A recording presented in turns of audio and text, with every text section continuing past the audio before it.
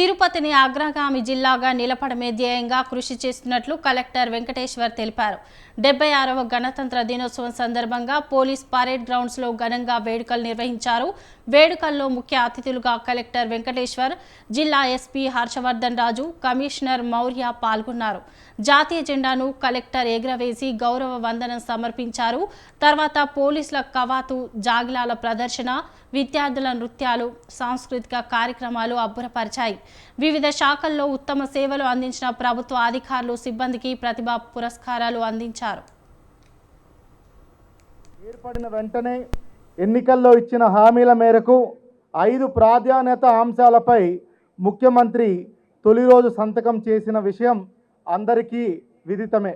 16,347 teacher పోస్టుల భర్తీపై ముఖ్యమంత్రి తొలి సంతకం చేసి త్వరలో డిఎస్సి నిర్వహణకు చర్యలు చేపడుతున్నారని తెలియజేయడానికి సంతోషిస్తున్నాను.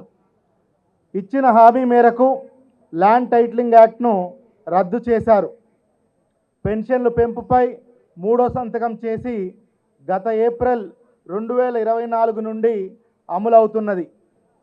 యువత నైపుణ్య గణన ఫైలుపై 4వ సంతకం నేపథ్యంలో స్కిల్ సెన్సస్